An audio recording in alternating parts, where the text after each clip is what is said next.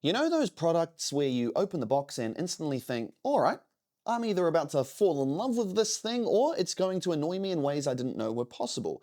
Yeah, that's the HyperX Cloud Alpha 2. On one hand, you get this big industrial feeling headset with a battery that basically refuses to die and audio that's genuinely solid. And on the other hand, HyperX throws in this massive glowing base station with a giant volume wheel and 6 buttons like you've suddenly been promoted to captain of a small spaceship. It's a mix of, wow, this could be cool, and not too sure about that, and in a market this crowded, that balance, it really matters. So let's talk about what they nailed and what they really didn't. Welcome to the Tech Shed. It launches at $300 US, which plonks it right into that high-end category next to others like the Logitech Astro A50X wireless, the SteelSeries Nova Pro wireless, and the Corsair Virtuoso Max, you guessed it, wireless. In other words, it's fighting in the deep end, not the deepest end. The very expensive $600 SteelSeries Arctis Nova Elite comes to mind, but either way, in this category, you're not allowed to be just okay. You have to be good across the board, and you have to hold up on all platforms. Once you get it on your head, it feels very HyperX in the best possible way. The metal frame is tough, the forks feel unbreakable, and the microfiber pads, which I definitely prefer over leatherette, are thick, soft, and seal very well. Great for noise isolation. Just a note, there is no active noise cancellation here. The clamp is firmer than older cloud headsets, but honestly, it helps keep everything in place, and considering there's a monster battery and dual radio hardware inside, it does make sense.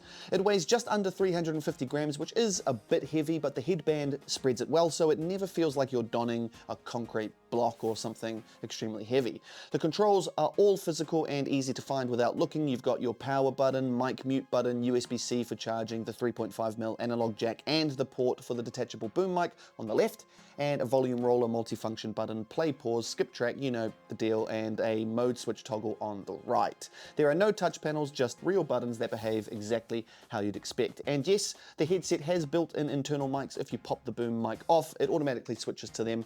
More on that in a little bit.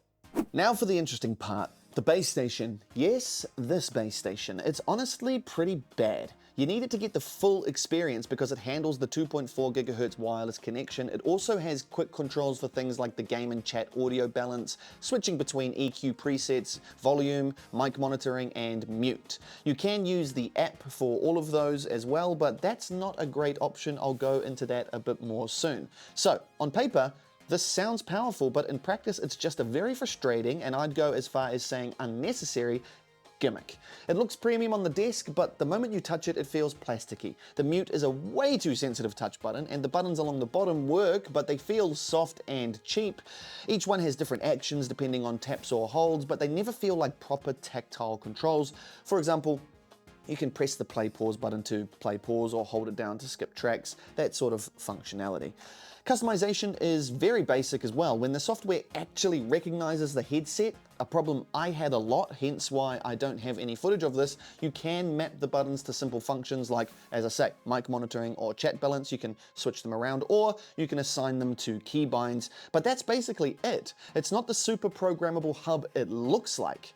Now, the best part is the separate game and chat audio, which makes balancing something like Discord and your game really easy. The RGB feedback when you adjust things, like the light around the circle when you're turning up volume, is pretty cool as well, but that's honestly it. Annoyingly, the headset volume isn't tied to your system if you're on PC, so your keyboard volume roller does nothing. You have to use the dial on the base station or the roller on the headset to adjust the volume.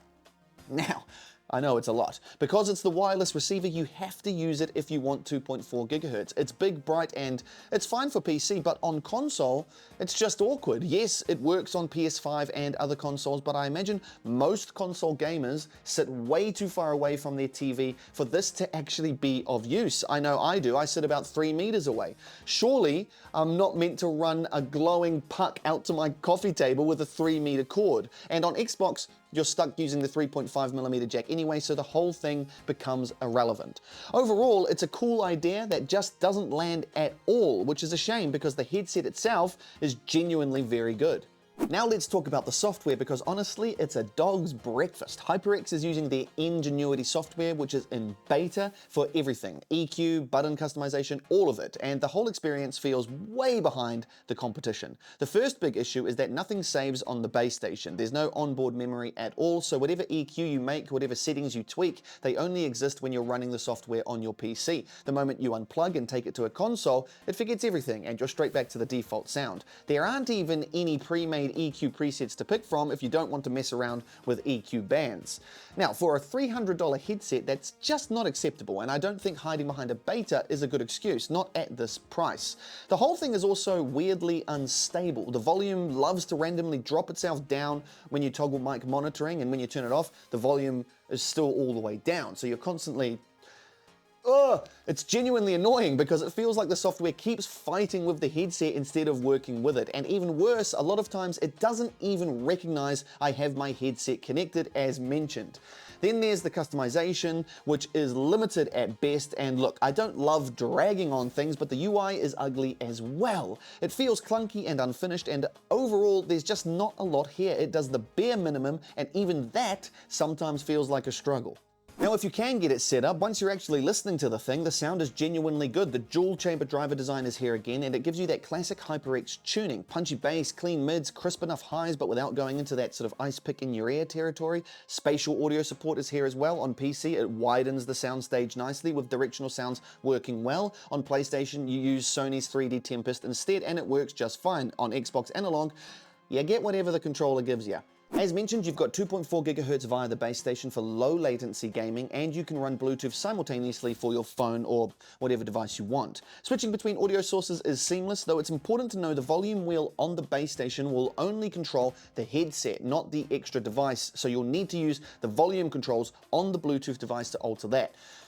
If you want to turn up the volume on your phone when you're getting a call, that's going to do nothing. You're going to actually have to use the, I don't have a phone on me, but the volume buttons on the phone.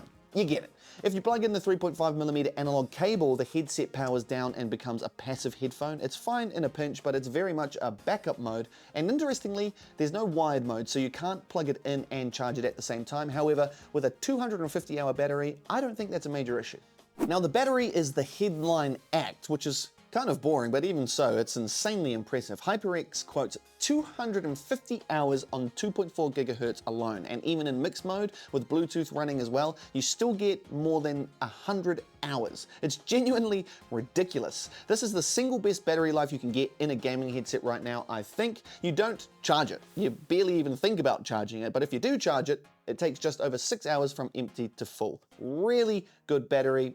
The best thing about this. Now, the boom mic is perfectly serviceable. It's not the cleanest microphone I've ever used. You still get a bit of that radio frequency type sound, taking a bit of warmth out of your voice, but it has good noise reduction and your friends won't complain about it. Here's a microphone test compared to the HyperX Cloud 3S wireless and the Logitech Astro A20X. This is the HyperX Cloud S3 wireless mic check. Subscribe to the Tech Shed.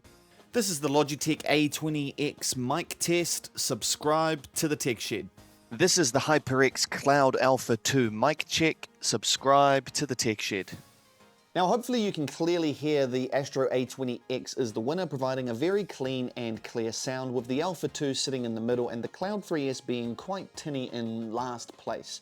Like most headsets, there's a little LED light on the mic here to tell you when it's muted, and it comes with internal mics built in.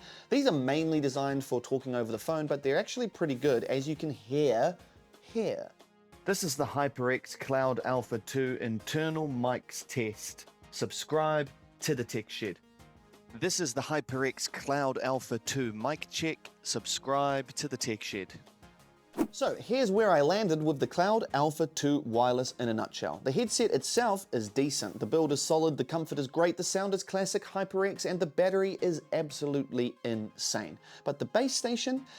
That is bang average. The idea is okay, a central hub, a big volume wheel, easy access buttons, chat game mixing, simultaneous Bluetooth, all of that sounds brilliant on paper, but the execution just isn't there. The buttons feel cheap, the customization is shallow, the software is really bad, and the whole thing becomes basically pointless the moment you take it off a PC and try to use it on a console. And at this price, that's hard to ignore. And the annoying part is the base station is necessary to get the full wireless experience. You can't just unplug it and pretend it that doesn't exist. It's literally the receiver. So you've got this really good headset tied to a control hub that feels like it's one generation behind, and that's the story here. I like the headset, I don't like the base station, and for $300 US, I wish that second half lived up to the first, because if it did, I think HyperX would have an absolute monster on their hands. Thanks for watching. If you liked the review, hit that like button. If not, let me know why in the comments, and if you really liked it, hit subscribe for more. This is the Tech Shed, and I'll see you in the next one.